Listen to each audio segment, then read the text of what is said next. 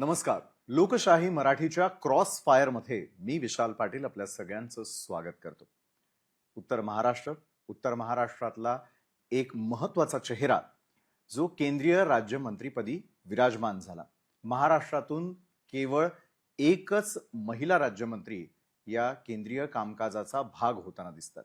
आतापर्यंत अनेक जणांची नावं चर्चेत असली तरी देखील रक्षा खडसे हे त्यांच्या कर्तृत्वानं स्वतःचा एक वेगळा ठसा उमटवताना गेल्या कित्येक वर्षांपासून आपण पाहतोय. वयाच्या 23व्या वर्षी सरपंच पद ते थेट आता केंद्रीय राज्यमंत्री पद इथपर्यंतचा पल्ला नेमका त्यांनी कसा गाठलाय याविषयी क्रॉस फायर मध्ये आज आपण त्यांच्याबरोबर चर्चा करणार आहोत. रक्षाताई, खूप खूप स्वागत तुमचं आजच्या क्रॉस फायर मध्ये. नमस्कार. रक्षाजी, खर तर राजकारणाशी तसा थेट संबंध नसतानाही आपल्या कारकिर्दीला सुरुवात झाली ती सरपंच पदापासून ते थेट आज केंद्रीय राज्यमंत्री पदापर्यंतचा हा प्रवास. मागं वळून पाहताना कसे वाटतात सरलेले हे वर्ष?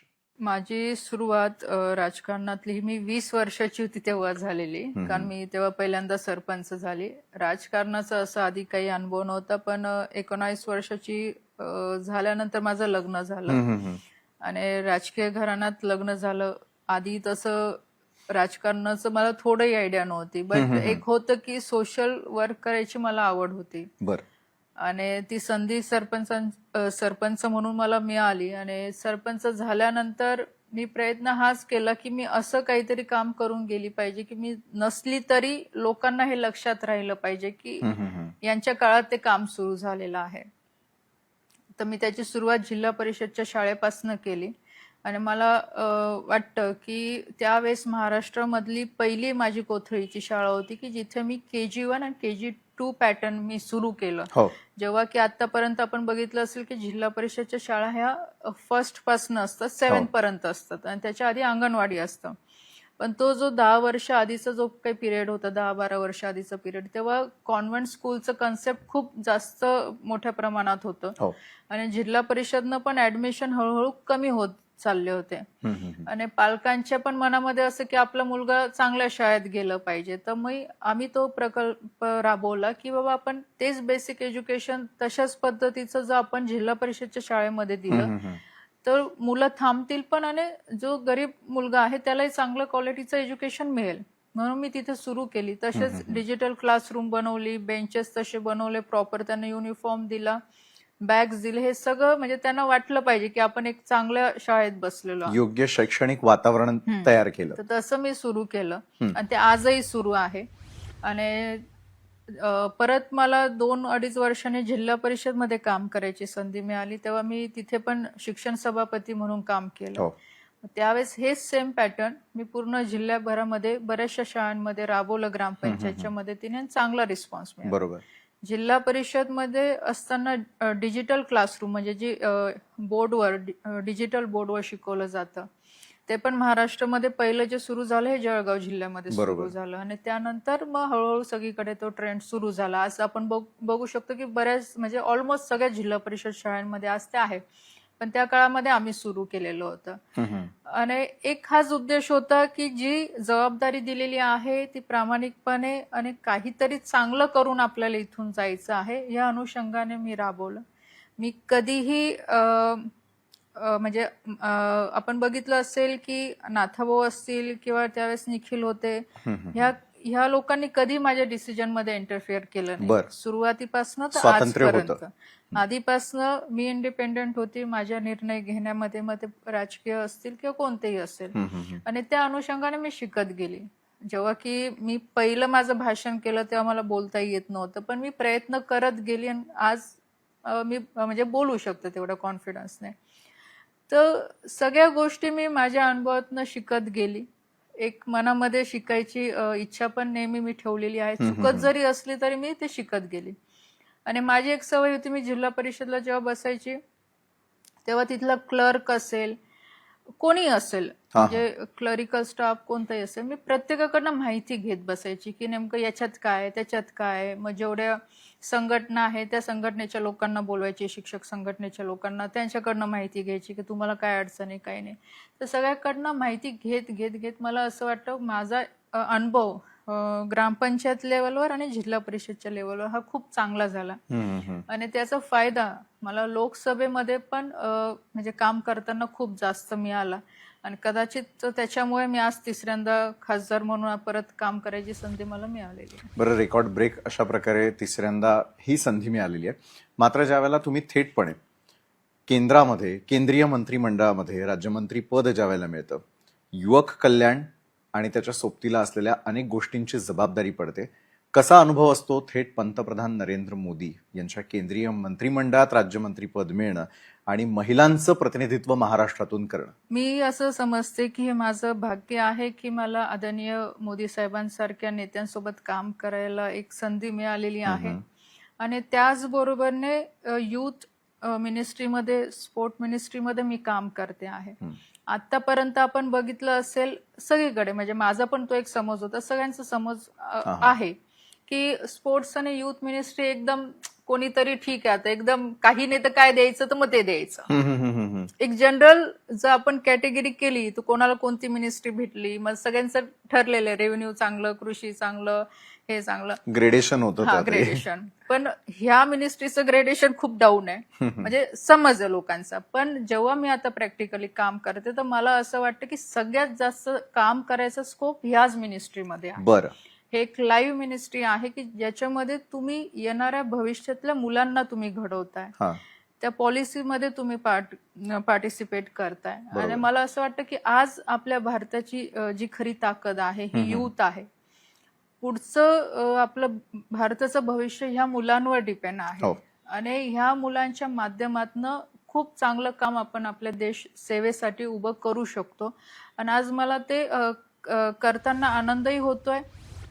बऱ्याचशा गोष्टी मी जेव्हा आमचा मिनिस्ट्रीचा आढावा होतो, स्वतः पीएम साहेब सुद्धा याच्यामध्ये इन्व्हॉल्व्ह असतात. म्हणजे मला असं वाटतं हीच आमची एक मिनिस्ट्री आहे की दर महिन्याला आम्ही पीएम सोबत इंटरॅक्ट करत असतो की काय डेव्हलपमेंट झालं आहे, त्यांचे काय सजेशन आहे, त्यांना काय अपेक्षित आहे स्पोर्ट्सच्या माध्यमातून किंवा युथच्या माध्यमातून. तर हे इंटरॅक्शन खूप लाईव्ह आहे. बरोबर. आणि त्याचे चेंजेस आपल्याला बघायला सुद्धा मिळत आहे की खरोखर याच्यामध्ये काम होते. बाकीच्या मिनिस्ट्रीमध्ये तुम्ही बघायला गेलं योजना आहे ऑफकोर्स बाकीच्या मिनिस्ट्री चांगल्याच आहे, पण ह्या मिनिस्ट्रीमध्ये एक फ्युचर आपण बघू शकतो जे खूप चांगल्या पद्धतीने होताना दिसतंय. जसं की आज पीएम साहेब बोलले 15 ऑगस्टला की मला 1 लाख युथ राजकारणात आणायचे आहे, नवीन चेहरे आणायचे आहे. ते सुद्धा काम आमच्याच मिनिस्ट्रीच्या माध्यमातून आता भविष्यामध्ये होताना दिसणार आहे की त्यांच्यासाठी आम्ही प्रोग्राम रन करणार आहे की ज्याच्यामध्ये मुलं स्वतः प्रॅक्टिकली नॉलेज ग्रामपंचायत पासून तर लोकसभेपर्यंत ते घेऊ शकतात. आणि मुलांना आता आम्ही कॉलेजेसमध्ये जाऊन पण आता प्रोग्राम माय भारतचे प्रोग्राम आम्ही घेतोय की एक पोर्टल गव्हर्नमेंटने बनवलेलं आहे. त्या पोर्टलला आम्ही सगळ्या मिनिस्ट्री सोबत इंटरलिंक करतोय आणि त्याच्यामध्ये युथ रजिस्टर म्हणजे तो स्वतः रजिस्टर होऊ शकतो. आणि जेवढ्याही सरकारच्या योजना सुरू आहे किंवा त्याला वाटतं की मला ह्या स्टेटमध्ये जाऊन व्हॉलंटरी काम करायचं आहे, त्याचे काही नवीन कन्सेप्ट असतील, त्याचे काही नवीन विचार असेल, तो ह्या माय भारत पोर्टलच्या माध्यमातून डायरेक्ट गव्हर्नमेंटशी तो टच मध्ये येऊ शकतो. पण मग रक्षाजी, जर आपण पाहिलं की एक पिढी सध्या आहे जी युवकांचं प्रतिनिधित्व करण्यासाठी तयार होते, युवा मतदार 2024 साली सर्वाधिक असल्याचं आपल्याला पाहायला मिळालं. मात्र यांचं भविष्य घडवत असताना 2 महत्वाचे प्रश्न आहेत सध्या. हा की एका बाजूला रोजगार निर्मिती होणं आवश्यक आहे किंवा त्यांच्यात स्किल डेव्हलपमेंट करणं आवश्यक आहे, आणि क्रीडा या विषयाकडे जर आपण पाहिलं तर हवं तितकं प्रोत्साहन मिळत नसल्याचं दिसतं. अनेक वेळेला काही महिला क्रीडापटूंनी त्या संदर्भात आवाज उठवण्याचा प्रयत्न केला, मग लैंगिक छळ असेल किंवा त्यांची सुरक्षितता असेल.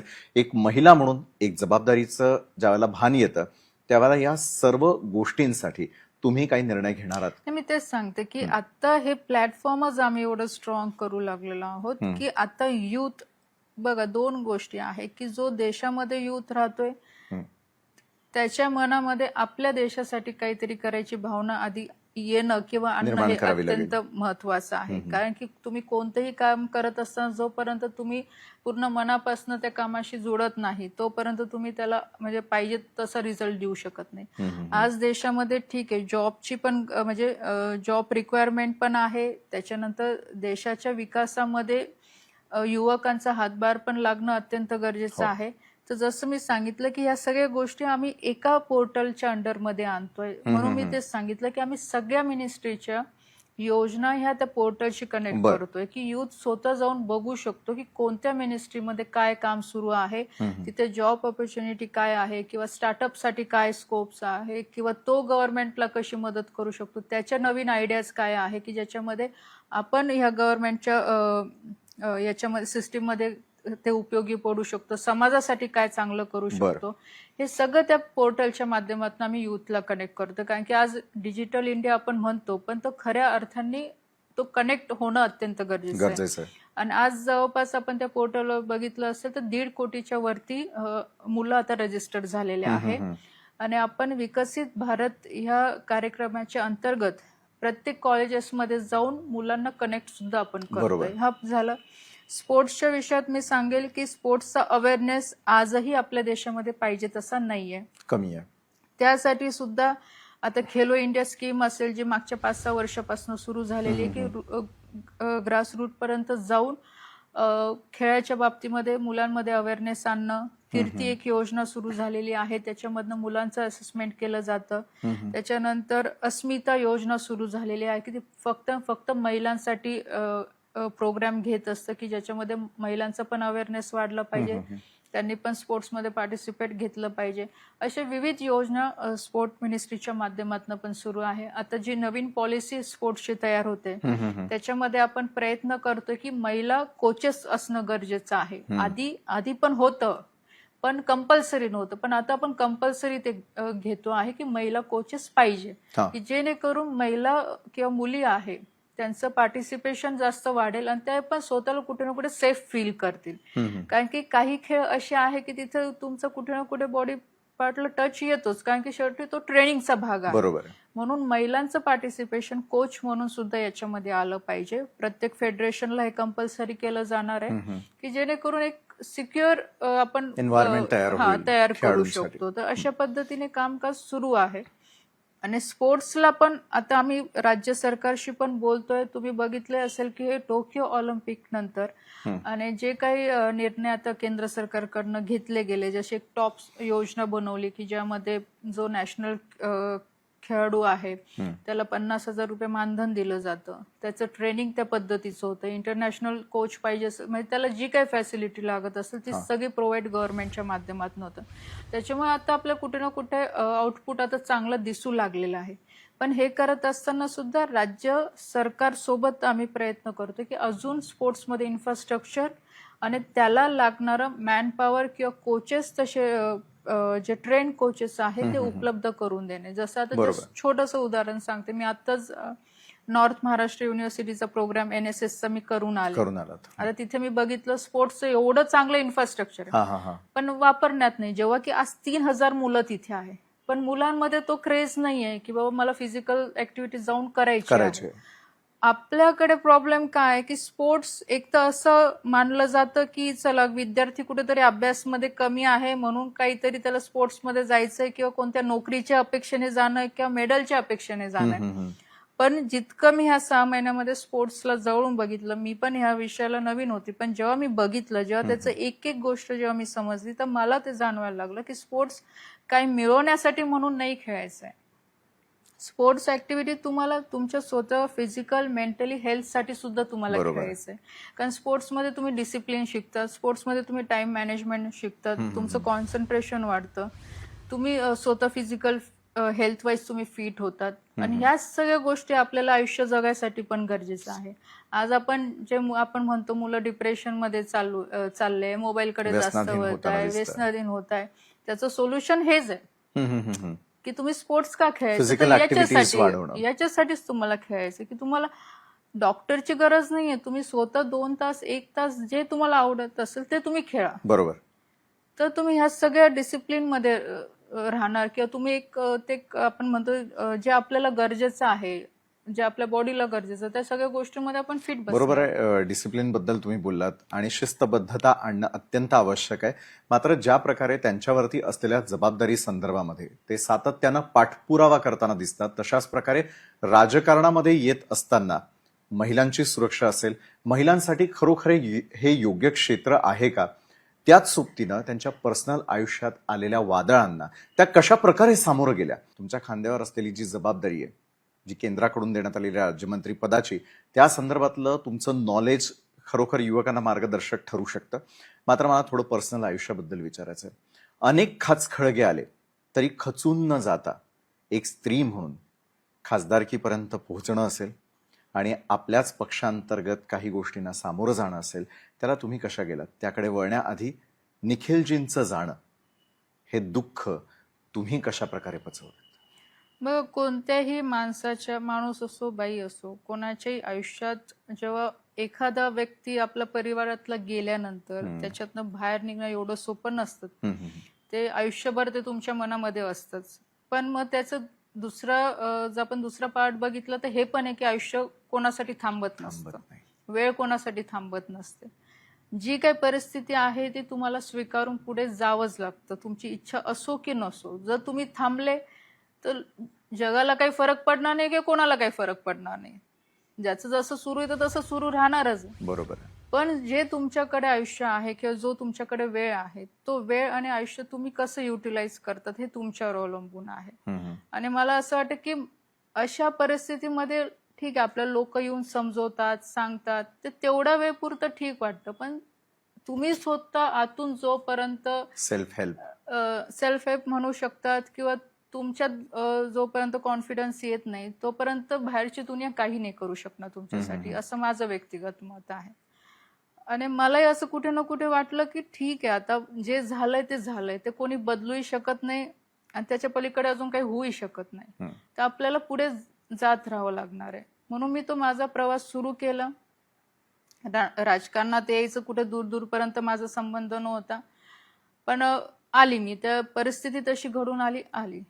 आल्यानंतर मग हेच होतं की आता आली आहे तर मला पूर्ण तर करावं लागेल, पल्ला गाठावं लागणार आहे. आणि त्या अनुषंगाने मी काम करायला लागली. जेव्हा मी समाजामध्ये फिरायला लागली, माझ्यासारख्या अशा अनेक महिला बघितल्या, तेव्हा मला हे रिअलाइज व्हायला लागलं की चला, निदान आपण काहीतरी करू तरी शकतोय आणि काहीतरी समाजासाठी करून तरी जाऊ शकतो आपण, तर ते आपण केलं पाहिजे.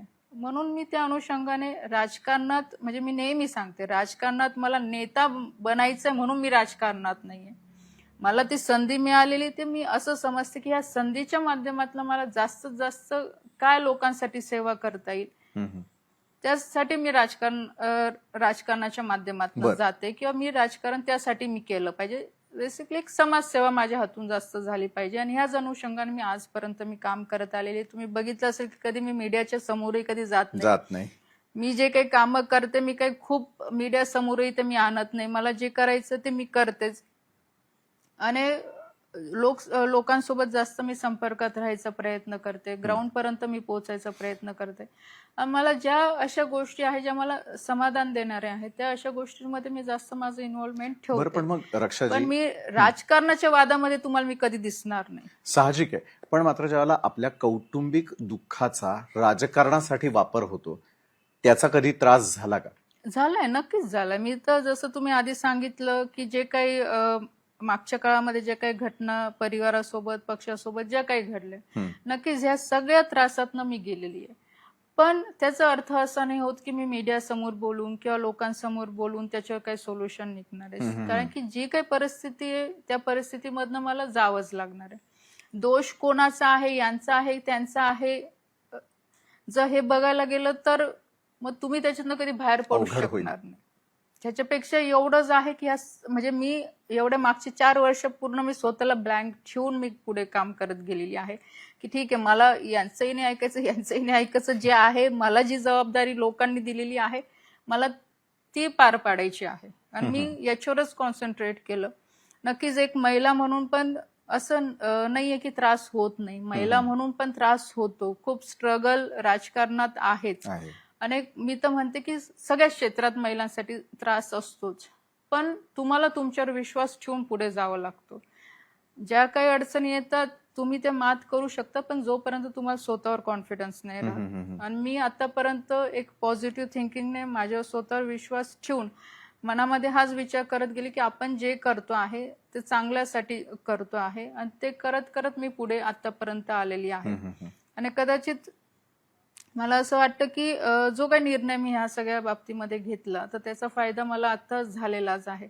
मला असं नाहीये की मला मॅटर नाही करत. जेव्हा कोणी घराणेशाहीवर बोलतं, जेव्हा कोणी मुलांवर बोलतं, जेव्हा कोणी माझ्या पतीबद्दल बोलतं, जेव्हा कोणी पक्षाबद्दल बोलतो, ह्या सगळ्या गोष्टींचा इनडायरेक्टली वेनी त्रास होतोच. होत नाही याच्यात असं बिलकुल नाहीये. पण ह्या सगळ्या गोष्टी तुम्हाला संयमाने घ्याव्या लागतात आणि संयमच सगळ्यात मोठं एक शस्त्र आहे की तुम्ही ह्या सगळ्या गोष्टींना त्याला समोर जाऊ शकतात. बरं तुमच्या आणि तो वाक्यातून संयम मी राखायचा आतापर्यंत पूर्णपणे प्रयत्न केलेला आहे. बरं तुमच्या आत्ता दिलेल्या उत्तरामध्ये 2 शब्द मला आवडले. तो म्हणजे संयम राखणं आणि जबाबदारी घेणं. एक मोठी जबाबदारी तुम्ही पुन्हा एकदा घेताना दिसून येत आहेत की ज्या वेळेला खडसे साहेबांबद्दल बोललं जात होतं त्याच वेळेला दुसरीकडे पक्षांतर्गत त्यांना होणारा विरोधाला सामोरं जाणं, अनेक चौकशांना सामोरं जाणं, तर दुसरीकडे मात्र त्यांचे जे कट्टर विरोधक म्हणून गिरीश महाजनांना समजलं जातं त्या दोघांना एकत्र आणण्याची जबाबदारी जर तुम्ही तुमच्या खांद्यावर घेणार असाल तर हे कसं घडवून आणणार आहात तुम्ही? बघा, याच्यासाठी आधी पण प्रयत्न झालेले आहे, पक्षाच्या अंतर्गतही झालेले आहे, माझ्याकडनंही झालेले आहे. पण शेवटी आता ते इतक्या टोकाला गेलेले विषय आहे की आता ते कसे एकत्र येतील हा खूप मोठा प्रश्न आहे. पण तरी सुद्धा प्रयत्न हाच चालू आहे की वेळेसोबत ह्या सुद्धा गोष्टी पुढे म्हणजे चांगल्या होतील हीच अपेक्षा मी पण करते. आणि मला असं वाटतं की कोणी असो, कोणत्याही राजकीय नेता असो किंवा कोणत्याही पार्टीचा कार्यकर्ता असो, कोणीही, मी राजकारणात सांगते, पर्सनल आयुष्यात तर कोणी कोणाच्या जायला नको. कारण की लोकांना हे अपेक्षित नाहीये आमच्याकडनं. लोकांना हेच अपेक्षित आहे की आम्ही तुम्हाला निवडून दिलेलं आहे, आम्ही तुम्हाला त्या पदापर्यंत पोहोचवलेलं आहे, तर आम्हाला ज्या अपेक्षेने आम्ही निवडून दिलेले त्याच अपेक्षेने आमच्यासाठी काम झालं पाहिजे. लोकांना ठीक आहे, काही ठराविक लोक आहे की त्यांना ह्या सगळ्या गोष्टींमध्ये इंटरेस्ट आहे. पण आज जर तुम्ही माझ्यासारख्या एखाद्या युवा व्यक्तीला विचारा, युवा पिढीला विचारा, त्याला काय अपेक्षित आहे? की तुम्हाला ह्या नेत्यांमधले भांडणं जास्त अपेक्षित आहे की तुम्हाला ह्या जिल्ह्याचा विकास अपेक्षित आहे? ऑफकोर्स तो विकासच सांगणार आहे. म्हणून माझं पर्सनल मत आहे की कोणीही कोणाच्या व्यक्तिगत जीवनामध्ये न जाता कामावर कॉन्सन्ट्रेट केलं तर नक्कीच त्याचा फायदा आपल्याला होईल आणि लोकही आपल्यापासून समाधान होतील. आणि मी पण आतापर्यंत तेच मी पाळत आलेली आहे. असं नाहीये की माझ्या मागे मला बोलत नाही किंवा माझ्यावर टीका होत नाही. माझ्या इलेक्शनच्या असे खूप माझ्या टीका झाल्या, माझ्या इन्क्वायरी झाल्या, सगळ्या गोष्टी झाल्या. पण ते तुम्ही पब्लिकली बोलून तुम्ही काय करणार आहे? कारण पब्लिकला हे अपेक्षितच नाही. माझ्यावर इन्क्वायरी झालेलीच आहे, नाही झालेली अशातलं नाहीच आहे. पण मी पण वरिष्ठांशी ह्या सगळ्या गोष्टीवर बोललेली आणि मला केला. आमच्या सगळ्या नेत्यांनी मला सपोर्ट केलेलाच आहे.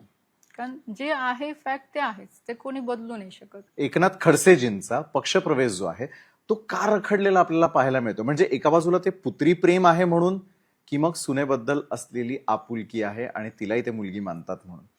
बघ, याच्यात 2 गोष्टी आहे. आज ठीक आहे, बऱ्याचशा लोकांना ते पटत नाही, पण एक गोष्ट आहे की आज नाथाभाऊंनी म्हणजे निखिल गेल्यानंतर मला नक्कीच मुलीप्रमाणे सांभाळलेलंच आहे. त्याचे कुठे दोष नाही. जेव्हा त्यांनी एनसीपी मध्ये प्रवेश केला, त्यांनी एका शब्दाने मला विचारलं की तुझं काय, तर मी स्पष्ट मी नाही सांगितलं होतं की मला भाजप सोबतच राहायचं, भाजप सोबतच मी काम करेन. ठीक आहे, मला तिकीट जरी नाही मिळालं तरी मला काही फरक नाही, पण मी काम करेल. त्याचं कारण एक हे आहे की कुठे ना कुठे भाजपच्या विचारशैलीशी मी निगडीत आहे. जसं मी सांगितलं की मला सोशल वर्क करायला जास्त, मी नेतागिरीमध्ये आतापर्यंत मी कधी पडले. कुठे ना कुठे संघ परिवारचं पण माझ्यावर म्हणजे मी पण संस्कार म्हणण्यापेक्षा मी ते काम करते, त्या विचारांवर मी काम करते. तर याच्यामुळे हे क्लिअर होतं की मी तिकीट मिळो नाही मिळो मी भाजप सोडणार नाहीये, हे स्पष्ट होतं. ठीक आहे, त्यांनी ते मान्य केलं. त्यांनी त्यावेळेस माझ्यावर काही जबरदस्ती नाही केली. त्यावरही माझ्यावर खूप आरोप झाले की आता फक्त हे पद म्हणजे खासदारकी आहे तोपर्यंतच ह्या भाजपमध्ये राहतील, तिकीट नाही दिलं एनसीपी मध्ये जातील. त्यावेळेस बऱ्याचशा चर्चा आमच्याकडनं पण झाल्या, बाकीच्या पक्षाकडनं पण झाल्या, पण ते क्लिअर होतं. दुसरी गोष्ट, जेव्हा मला तिकीट मिळालं त्याच्यानंतर बरेचसे अलिगेशन माझ्यावर झाले त्यावेळेस परिस्थिती अशी होती की ठीक आहे की माझ्या सपोर्टला पाहिजे तसं कोणी नव्हतं. हम्म, हम्म, हम्म. आणि त्यावेळेस त्यांना सुद्धा वरिष्ठांकडनं फोन आला की तुम्हाला रक्षासाठी सपोर्ट करायचा आहे. त्यांनी त्या पद्धतीने मला सपोर्ट केला. आणि जेव्हा की ठीक आहे त्यांनी पण त्यांच्या पक्षाच्या वरिष्ठांना ह्या विषयाबद्दल सांगितलेलंच होतं. हम्म, हम्म. आणि नाथाभाऊ एवढे वर्ष भाजपसोबत काम करून होते म्हणून त्यांना हे पण होतं की मी परत भाजपसोबत आलो पाहिजे. पण ते वरिष्ठ पातळीवर किंवा स्थानिक पातळीवर ते होऊ शकलं नाही. आता पण कुणाचा अडसर असू शकतो असं वाटतं? एवढ्या इंटरनली मी कधी गेली नाही, कारण बरं. की शेवटी मला पण एक मर्यादा आहे. कारण शेवटी आमचे नेते असतील किंवा ते असतील हे वरिष्ठ आहे. आणि मी आतापर्यंत पॉलिटिकली हे सगळ्या गोष्टी पाळलेल्या आहे की मी आज देवेंद्रजी जरी असतील मी नेहमी त्यांना सर म्हणूनच बोलते, किंवा आज माझे कॅबिनेट मंत्री आहे तर मी सर म्हणूनच बोलते. कारण एक रिस्पेक्टली मी ह्या सगळ्या गोष्टी आणि त्या लिमिटेशन पण मी पाळत असते की असं नाहीये की ठीक आहे आपल्या पक्षाचे आपले नेते आहे म्हणून तुम्हाला वाटेल ते तुम्ही जाऊन बोलणार, वाटेल तुम्ही ते काही त्यांच्याकडनं मागणार. मी ह्या सगळ्या गोष्टी खूप फॉलो केलेल्या आहेत, बरोबर. करत आलेली आहे. त्याच्यामुळे ठीक आहे माझं इंटरफेरन्स जिथपर्यंत त्यांना अपेक्षित आहे तिथपर्यंत मी केलं. आणि तेव्हा जेव्हा ते बोलले की रक्षा तुला आता हे करायचं तर मी केलेलं आहे. पण मी माझ्या लिमिटेशन कधी पक्षामध्ये पण मी क्रॉस केलेलं नाही. म्हणून मी आतापर्यंत ना त्यांनाही विचारलं की का नाही झालं आणि यांनाही नाही विचारलं का झालं. माझं काम होतं जिथपर्यंत त्यांना जवळ मी आणू शकत होते मी आणायचा प्रयत्न केला, पण ते अनफॉर्च्युनेटली नाही झालं. तर त्याला आता म्हणजे वेळच पुढे सांगू शकते की काय होईल त्याच्यावर. तुमची जवळची मैत्रीण नेमकी कोण आहे राजकारणातली? आणि मागे जो एक व्हिडिओ तुमचा आणि प्रीतमताईंचा हसतानाचा जो पाहायला मिळाला त्याच्या मागचं सत्य नेमकं काय होतं? पहिली गोष्ट एक तर त्याच्या मागचं सत्य एवढंच होतं की रात्रीचे 11 वाजले होते, आम्ही पार्लमेंटमध्ये होतो आणि भारतीताई ह्या पहिल्यांदा निवडून आलेल्या होत्या. म्हणजे बरोबर. भारतीताई सोबत अजून बरेचसे खासदार होते जे पहिल्यांदा निवडून आलेलं होतं. आणि आम्ही जे जुने खासदार होतो की आमचं एक होतं की बाबा आपल्या राज्यातले तर आपण पहिल्यांदा बोलताय तर सपोर्टसाठी आपण थांबलो पाहिजे तिथे. आणि त्यावेळेस नेमकं काय झालं, त्या बोलत असताना म्हणजे आमचंही लक्ष नाही, 11 वाजले होते आणि आमचे इथले आधीचे खासदार उमेशदादा पाटील येऊन बसले. मी आणि प्रीतम बसलेली. प्रीतमला सर्दी झालेली होती आणि मला भूक लागली होती. तर मी तिला विचारलं काही चॉकलेट वगैरे आहे का, तर ती म्हणे स्ट्रेप्सिल आहे. तिला पण सर्दी झालेली होती तर तिने पण खाली वाकून ते म्हणजे खाल्लं आणि मी पण खाली वाकून खाल्लं. बरं. आणि त्याच्यात ते उमेशदादा आले, ते बोलले की तुम्ही दोघी स्क्रीनवर दिसताय.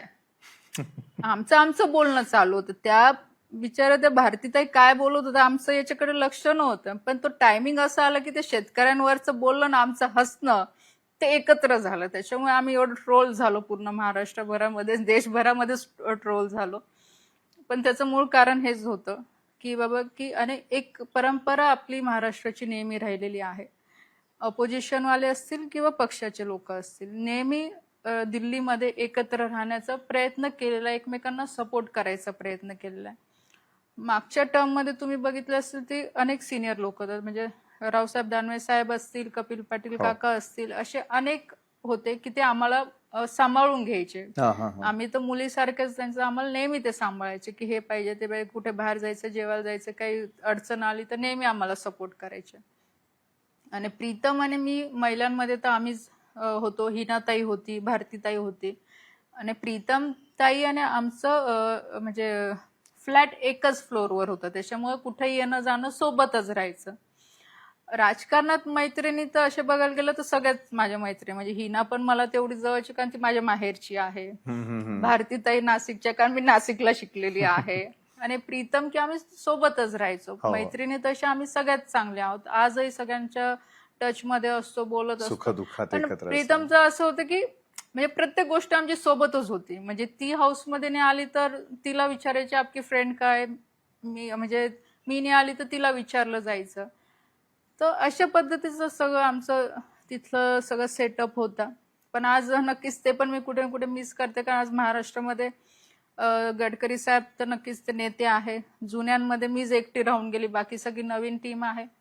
पण आता जी रिस्पॉन्सिबिलिटी मिळालेली आहे त्याच्यासोबत वेळ पण जातो आणि काम पण करतेच. बरोबर. इतक्या मोठ्या मोठ्या रिस्पॉन्सिबिलिटी सांभाळत असताना मुलांचं संगोपन ही एक महत्वाची जबाबदारी आई म्हणून तुम्ही कशी पेलताना दिसता? ज्यावेळेला त्यांच्या परीक्षा असतात त्यावेळेला तुम्ही त्यांच्या सोबत असता का? आणि पुढच्या पिढीनं राजकारणाकडे यावं? पहिली गोष्ट आई म्हणून मी सांगेल की माझे मुलं जेव्हा निखिल गेले तेव्हा खूप दोघं छोटे होते आणि 2013ला निखिल गेले, 14ला मी इलेक्शन लढली. माझा मुलगा तेव्हा 1.25 वर्षाचाच होता, मुलगी 4.5 वर्षाची होती. आणि नक्कीच खासदार झाल्यामुळे मला दिल्लीला राहणं, मतदारसंघामध्ये फिरणं, ह्या सगळ्या गोष्टी चॅलेंजिंग होत्याच. माझ्यासाठी पण सगळं नवीन होतं. पण त्यावेळेस घरच्यांनी जबाबदारी घेतली, त्यांना मुंबईला शिकायला घातलं आणि तेव्हापासून ते दोघं मुंबईला शिकत होते. माझं मध्ये येऊन जाऊन होतं, पण त्यावेळेस सगळ्याच म्हणजे माझ्या सासू असतील, नणंद असेल, त्यांना सांभाळलं आणि चांगल्या पद्धतीने सगळं त्यांच्याकडे लक्ष दिलं. आता मी मंत्री झाल्यानंतर मलाही असं वाटलं की माझं आता जास्त वेळ दिल्लीत जाणार आहे आणि मुलं लहानपणापासनं लांबच आहे माझ्यापासनं, तर मी आता त्यांना इथे आणलं पाहिजे. आणि मी त्यांच्याशी बोलल्यानंतर त्यांना पण तो आनंद झाला की आज एवढ्या वर्षानंतर आम्हाला तुझ्या सोबत राहायला मिळत आहे. तर मला पण ते कुठे ना कुठे मनात वाटलं की जर मुलं आता असं बोलायला लागलेले आहेत तर आपणही काही गोष्टींमध्ये आता विचार करायची गरज आहे. ते माझ्याकडे आता आलेले आहे. माझ्या मुलाला दिल्लीची स्कूल आवडत नाही, पण तरी सुद्धा तो माझ्यासाठी माझ्याजवळ थांबलेला आहे की चला आम्हाला तुझ्याजवळ राहायला मिळणार आहे. मुलगी पण माझ्यासोबत राहते आहे. आणि आज माझी मुलं अशा वयात आहे की त्यांना आज ह्या सगळ्या गोष्टी जाणवतात की आम्हाला वडिलांची पण गरज आहे, तुझी पण गरज आहे. आणि मलाही असं वाटतं की आज मी त्यांना किती सगळं काही जरी दिलं, पण मी वडिलांची जागा नाही घेऊ शकत. ती नेहमी कमतरता मला सुद्धा जाणवते, खास करून मुलांमध्ये. मुली तरी ठीक आहे, आईसोबत कनेक्ट होऊन जातात, पण मुलं नाही होत. आणि अशा स्पेसिफिक विषय असतात तेव्हा की त्यांना म्हणजे तिथे वडीलच असणं गरजेचं आहे. पण तरी मी माझ्या परीने पूर्ण प्रयत्न करत असते की त्यांना जे काही माझ्याकडनं देता येईल, जेवढं काही करता येईल तेवढं नक्कीच करायचा प्रयत्न करते आहे. पण मला ह्या गोष्टीचं पण समाधान आहे की माझे मुलं म्हणजे त्यांच्यामध्ये तेवढं अंडरस्टँडिंग आहे की आज म्हणजे प्रत्येक गोष्टीची माझी ते तेवढी काळजी पण घेतात की असं नाही आहे की बाबा तू बाहेर चालली मग आमचं काय, म्हणजे कधीच नाही, कधीच मला बोलणार नाही. माझ्यासाठी ते जेवायलाही थांबतील. कुठे म्हणजे मी दिल्लीला असते तेव्हा मला फोन करून पण विचारतील की तुला किती वेळ, कधी येणार आहे, किंवा मी बिझी असेल तर त्यांचं मॅनेज पण ते करून घेतील. अभ्यासाच्या बाबतीमध्ये मुलाची एक्झाम होती, म्हणजे खूप वर्षानंतर मी पहिल्यांदा त्याचा अभ्यास ह्यावेळेस घेतला आणि मला पण ते समाधान वाटलं की चला आपण कधीतरी मुलांसाठी वेळ काढून बसलेलो आहोत. आणि त्याने पण खूप चांगला परफॉर्म पण केला त्याने, आणि मला पण ते खूप चांगलं वाटलं की चला एक काम सोडून आपण काहीतरी मुलांसाठी करतो आहे.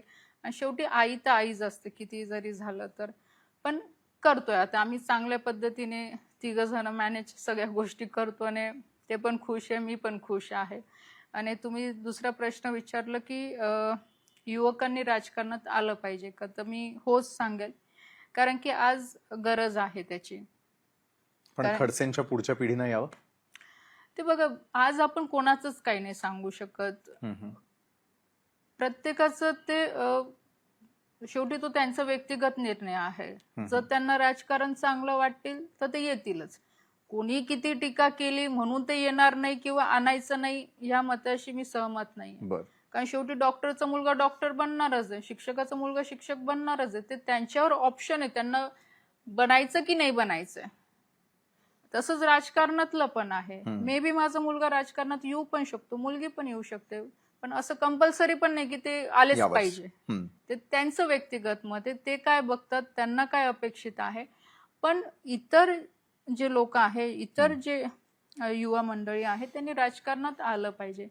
महिलांचंही पार्टिसिपेशन तेवढं वाढलं पाहिजे, कारण की तुम्ही काम करत असताना राजकारणाकडे जो बघायचा सर्वसामान्य जनतेचा जो एक आपण म्हणतो दृष्टिकोन आहे, तो कुठे ना कुठे बदलायची पण आता गरज आहे. आणि आता आधीसारखं राजकारण राहिलेलं पण नाहीये. आता लोक खूप जागृत झालेले आहे, लोकांमध्ये तेवढा अवेअरनेस आहे.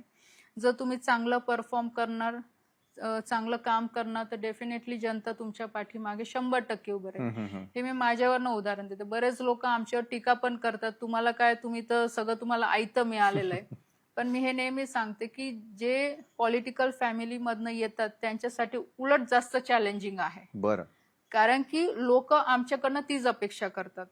जसं की नाथाभाऊ कधी पण फोन उचलायचे, नाथाभाऊ हे काम करायचे, मुंडे साहेब हे काम करायचे, जे कोणी XYZ ज्या फॅमिलीमधनं येतात ती अपेक्षा आमच्याकडनं पण येतात. पण असं शक्य नाहीये की जे त्यांनी केलं तेच आम्ही पण करू शकतो. ऑफकोर्स त्यांच्यामध्ये आणि आमच्यामध्ये तो डिफरन्स राहणारच आहे.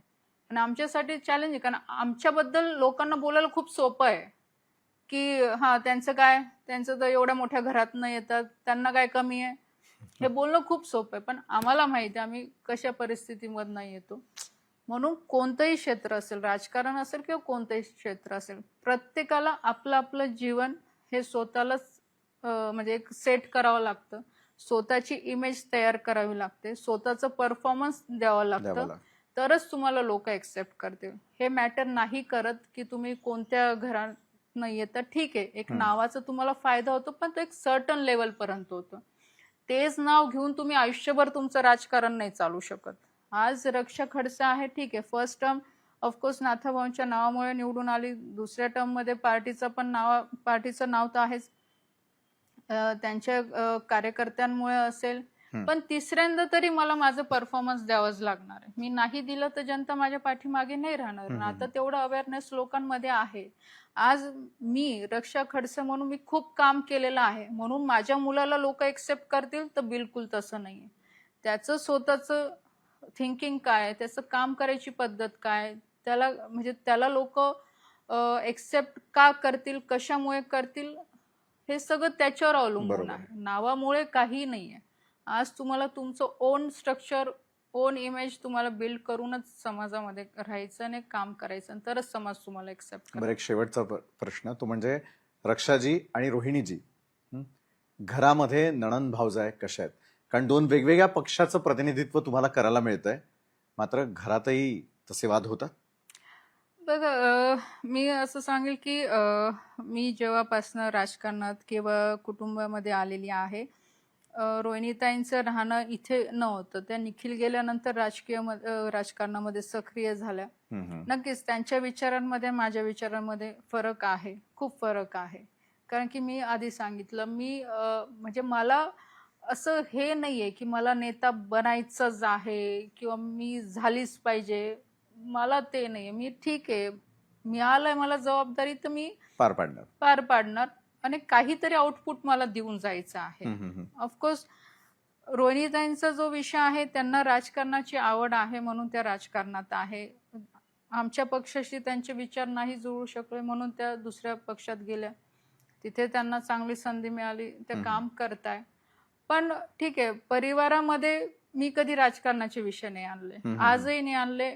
आज लोक काही म्हणत असतील, पण ह्या बाबतीमध्ये मी कॉन्फिडेंटली सांगू शकते की खडसे साहेब असतील किंवा अन्य कोणी परिवारातले मेंबर असेल, राजकारणाच्या बद्दल कधी घरात आजपर्यंत आम्ही कधी डिस्कस नाही केलेलं की तुमच्या पक्षात काय चालू, माझ्या पक्षात काय चालू आहे. ठीक आहे, असं काळ मधला गेलाय आमचा की आम्ही बोलत पण नव्हतो या सगळ्या विषय. पण त्याचा अर्थ असं पण नाहीये की बाबा की ठीक आहे, रिलेशन जे आहे ते आहेच, ते कोणीच नाही सोडू शकणार आणि ते सुटणारही नाही. मला बरेच लोक बऱ्याच ह्याही गोष्टीचा त्रास झाला की तुम्ही खडसेंवर टीका का नाही करत.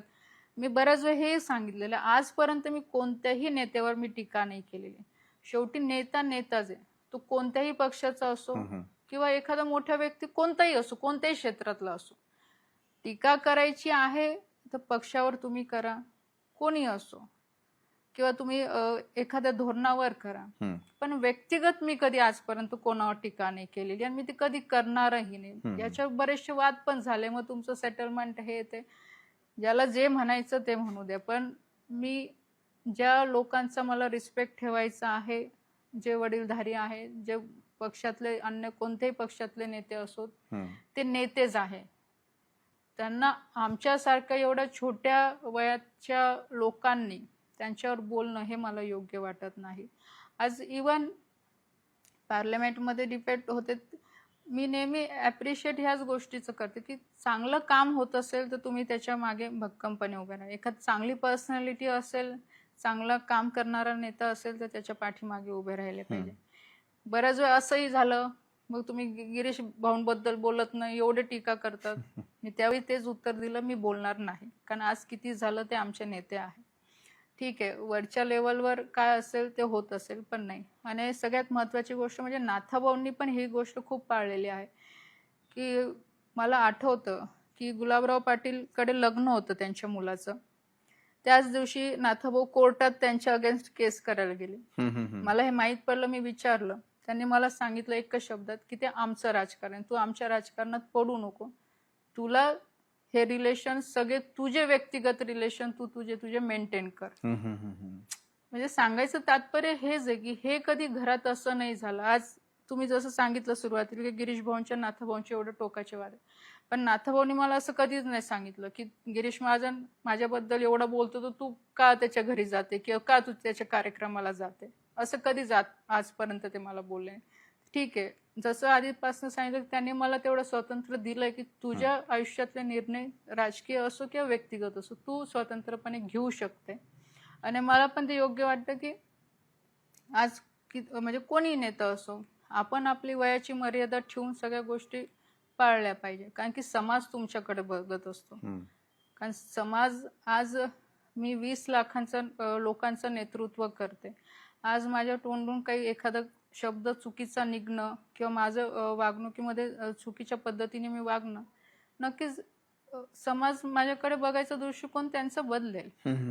आणि मी परत तेच सांगेल की ज्या कामासाठी आपल्याला निवडून द्यायचंय त्याच कामाच्या अनुषंगाने आपली पर्सनॅलिटी, आपले विचार आणि आपलं बोलणं पण पाहिजे.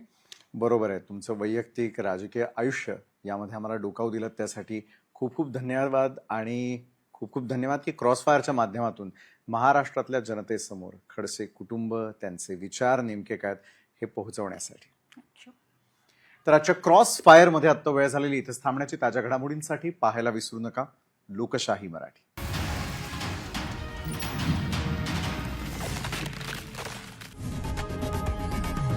लोकशाही मराठी ऐका, पहा, जागरूक रहा.